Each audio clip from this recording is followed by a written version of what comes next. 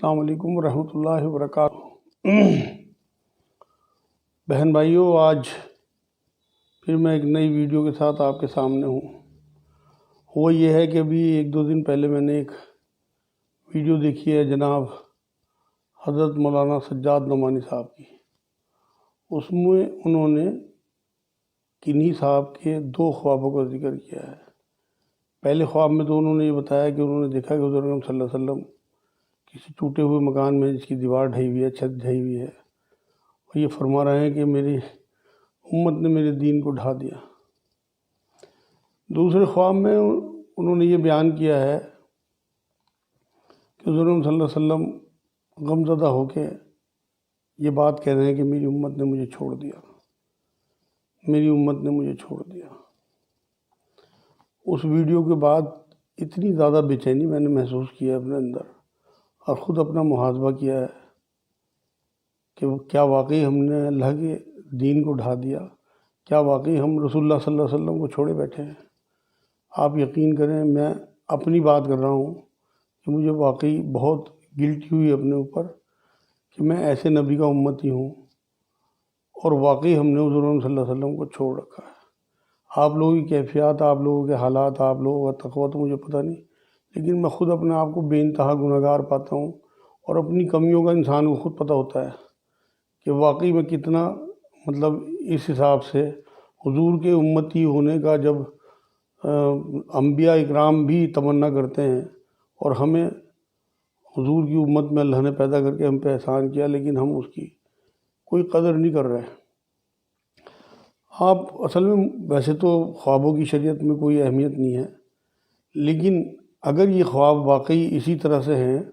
اور کہیں حضور صلی اللہ علیہ وسلم اس بات سے بے چین اور پریشان ہیں کہ امت نے انہیں چھوڑ دیا، تو یہ ہمارے لیے لمحہ فکریہ ہے اور ہماری آخرت پہ ضرب لگاتی ہے بات۔ اچھا، مجھے تھوڑا سا اس لیے بھی یہ ہوا کہ سورہ فرقان کی 30 نمبر آیت میں خود اللہ رب العزت نے یہ بات کہی ہے کہ قیامت میں نبی شکایت کریں گے کہ میری امت نے قرآن کو چھوڑے رکھا۔ قرآن کی ہی چلتی پھرتی تفسیر حضور صلی اللہ علیہ وسلم، ایک حدیث پاک جو حضرت عائشہ رضی اللہ تعالیٰ عنہ سے کسی نے پوچھا کہ حضور کے اخلاق کیسے تھے، تو انہوں نے پوچھا تھا کیا تم نے قرآن نہیں پڑھا؟ تو قرآن چھوڑنے کا مطلب حضور صلی اللہ علیہ وسلم کو ہی چھوڑنا ہے۔ سورہ طٰہٰ کی 124، 25، 26 نمبر آیت میں نے جب یہ بات پڑھی کہ قرآن اللہ کو چھوڑ، اللہ کی یاد سے غافل ہونے والوں کا جو ہے وہ اللہ ان کی زندگی تنگ کر دیتا ہے، اور ہم دیکھتے ہیں کہ آج ہم نے قرآن کو چھوڑ رکھا ہے تو ہم کتنے بے چین ہیں، کتنا اضطراب، کتنی بے چینی، کتنا ڈپریشن ہے۔ کیونکہ جب ہم نے قرآن چھوڑ دیا تو سمجھو صاحب قرآن کو بھی چھوڑ دیا۔ ہمیں اللہ کی پہچان دینے والے رسول اکرم صلی اللہ علیہ وسلم ہیں، ڈائریکٹ ہم اللہ کو نہیں مان سکتے۔ اللہ کے رسول کو چھوڑنے کا مطلب ہم نے اللہ کو چھوڑ دیا۔ تو سورہ طٰہٰ کی جب یہ آیت میں نے پڑھی ہے کہ اس میں آگے یہ فرمایا اللہ نے کہ جو میری یاد سے غافل ہو گیا، جو میری آیتوں کو بھلا بیٹھا، اسے قیامت میں اندھا کر کے اٹھاؤں گا، اور وہاں لوگ کہیں گے کہ اللہ ہم تو دیکھتے بھالتے تھے، تو نے ہمیں اندھا کیوں کر دیا؟ تب اللہ یہی فرمایا کہ تم نے میری آیتوں کو بھلا دیا تھا۔ خالی تلاوت پہ ہم اس ٹائم سمجھتے ہیں کہ ہمیں ثواب مل جائے گا، ثواب واقعی مل جائے گا، لیکن ہدایت سمجھ کے غور و فکر کے ساتھ ہی ہوگا، تبھی کچھ ہو سکتا ہے۔ آپ یقین کریں، حضور صلی اللہ علیہ وسلم کی شکایت کا معاملہ جو ہے یہ بڑا خطرناک ہے۔ ویسے تو حضور شفاعت بھی کریں گے، لیکن حضور ہمارے روحانی باپ ہیں۔ آج جب میں اٹھا تو میرا بڑا بچہ ہے، ایک اچھی خاصی عمر، شادی شدہ، اس کی آنکھ پہ میں نے جب دانہ دیکھا اور وہ کافی موٹی انجن ناری اس کے نکلی ہوئی دیکھی تو میرا دل اندر سے تڑپ گیا۔ مجھے پھر اسی بات کا خیال آیا کہ جب ایک ذرا سی انجن ناری پہ میرا یہ حال ہے اندر سے، تو حضور اکرم صلی اللہ علیہ وسلم جنہوں نے ساری عمر 63 سال کی پوری زندگی اپنی امت کرتے ہوئے گزاری ہے، راتوں میں تڑپا کرتے تھے، ایک ایک کا نام لے کے یہاں تک کہہ دیا اللہ نے کہ تم کتنی استغفار کر لو، میں انہیں معاف نہیں کروں گا، ان کے گناہ اتنے بڑے ہیں، لیکن حضور نے پھر بھی استغفار نہیں چھوڑی ان کے لیے جو گناہگار اللہ کے رسول صلی اللہ علیہ وسلم کے امتی تھے۔ تو آپ اندازہ کریے کہ 63 سال میں ایک بھی منٹ حضور صلی اللہ علیہ وسلم کا چین سے نہیں گزرا، صرف اپنی امت کے لیے۔ میں ایک اپنے بچے کی انجناری سے اتنا بے چین ہوا، حضور صلی اللہ علیہ وسلم نے تو اپنے 3 معصوم بچے اپنے ہاتھ سے دفنائے ہیں، 3 بیٹیوں کا جنازہ پڑھا ہے۔ آپ اندازہ تو کریے ایسے باپ کے اوپر کیا بیتتی ہوگی کہ جس کی اولاد ہے اس کے ہاتھ میں مردہ اور انہیں دفن کیا ہو خود۔ اس لیے میرے بھائیوں ابھی بھی موقع ہے، ابھی کچھ نہیں بگڑا،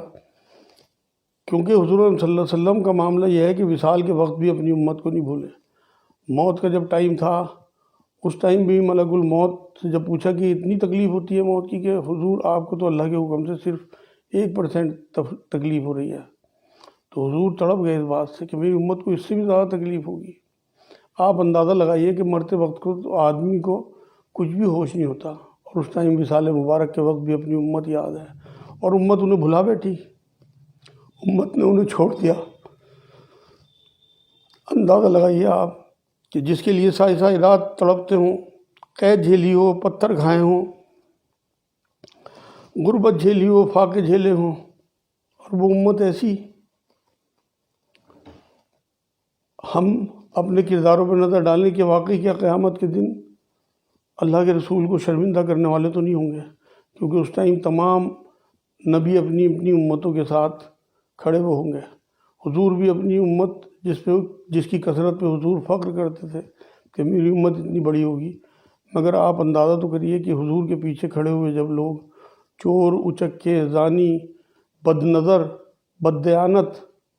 ہوں گے تو کیا اللہ کے رسول صلی اللہ علیہ وسلم کی آنکھیں شرمندگی سے جھکی نہیں ہوں گی؟ کیا ہم اس کے ذمہ دار نہیں ہوں گے؟ اگر خدا نہ خواستہ وہاں کسی نبی نے تانا دے دیا، اللہ نہ کرے، ویسے تو ایسا ممکن نہیں ہے،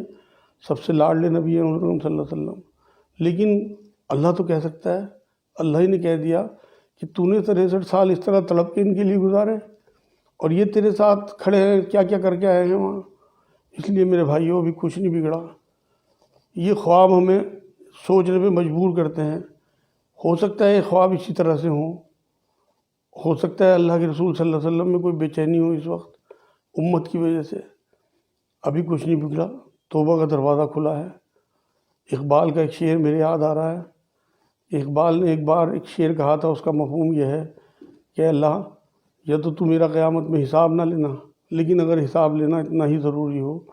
تو حضور اکرم صلی اللہ علیہ وسلم کے سامنے نہ لینا۔ لیکن وہاں اس کو یہی روح تھی اس شعر کی کہ حضور کے سامنے حساب لینے پہ حضور کو شرمندگی نہ ہو کہ ہم ان کے امت ہی ہیں۔ لیکن اگر ہم توبہ کے ساتھ آگے بڑھتے ہیں، آج ہی اپنی پچھلی زندگی کو یاد کر کے توبہ کر لیتے ہیں، تو انشاءاللہ ہماری وجہ سے حضور کو شرمندگی نہیں ہوگی، بلکہ جب قبر میں ہم سے پوچھا جائے گا حضور کی امیج دکھا کے کہ یہ کون ہے، ہو سکتا ہے حضور خود کہہ دیں یہ بات کہ اس سے کیا پوچھتے ہو، مجھ سے پوچھو، یہ میرا امت ہی ہے، اس نے میری پیروی کی ہے۔ تو میں تو سب کچھ اپنے اوپر رکھ کے دیکھ رہا ہوں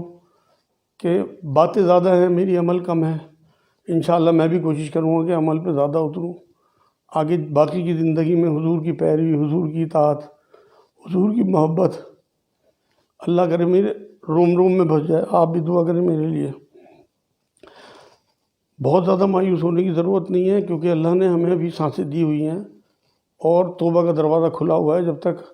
نل گھڑے میں سانس نہیں پہنچ جاتی، یہ اللہ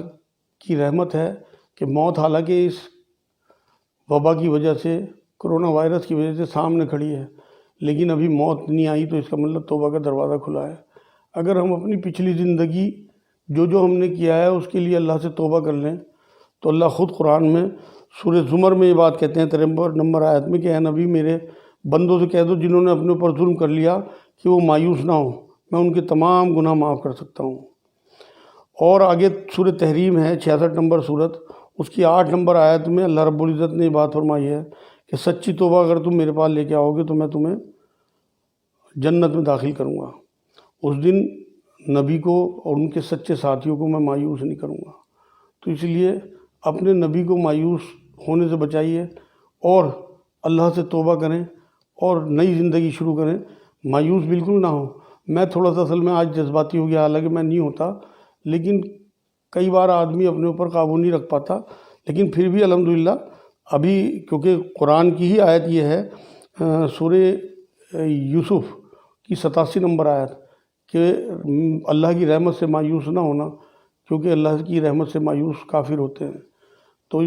اللہ کی رحمت سے مایوسی، اللہ کی رحمت سے نا امیدی کفر ہے، تو ہمیں اس کفر سے بچنا ہے اور آگے کی زندگی اپنی اللہ کے رسول صلی اللہ علیہ وسلم کے حساب سے گزارنی ہے، کہ جس طرح سے انہوں نے زندگی چاہی تھی کہ ان کے امتی ایسے ہوں، کیونکہ حضور خود یہ فرمائے گئے ہیں کہ توبہ کرنے والا ایسے ہی ہے جیسے اس نے گناہ کیا ہی نہ ہو، اللہ ڈیلیٹ کر دیتا ہے۔ سورہ فرقان کی 70 نمبر آیت میں اللہ رب العزت نے یہ بات فرمائی ہے کہ توبہ کر کے جو سچے ایمان والے لوگ ہوں گے، توبہ کے بعد ایمان پہ رہیں گے، ان کے گناہوں کو میں نیکیوں میں بدل دوں گا۔ ہو سکتا ہے ہماری پچھلی زندگی جو بھی ہم نے خرافات میں گزاری ہو، گناہوں میں گزاری ہو، اللہ اس کے رسول سے غافل ہو کے گزاری ہو سکتا ہے اللہ اسے ہماری نیکیوں میں لکھ دے اگر ہم سچے دل سے توبہ کریں۔ تو آج آپ اپنے رسول صلی اللہ علیہ وسلم کی وجہ سے، صرف کہ وہ ہمارے روحانی باپ ہیں، ایک باپ ہونے کے ناطے آپ خود جن کی شادی ہوئی ہیں، جن کے اولادیں ہیں، آپ کو اپنی اولاد کی پریشانی، ان کی بیماری، ان کی جو بھی چیزیں ان کے اوپر مصیبتیں گزرتی ہوں، آزمائش آتی ہوں، کتنی آپ کو گرہ گزرتی ہیں، تو آپ اسی طرح سوچ کے دیکھیے کہ جس رسول کے دل میں ہر ٹائم امت ہی امت ہو، ان کے اوپر اس حالت میں جو امت آج ہے، یہ حالت دیکھ کے کیا بیتتی ہوگی، کیا گزرتی ہوگی۔ آپ تصور تو کر کے دیکھیں، 5 منٹ اپنے آپ کو دیکھیں، اس کے بعد پھر انشاءاللہ تعالیٰ پر امید ہو کے اللہ کی رحمت پہ پورا بھروسہ کر کے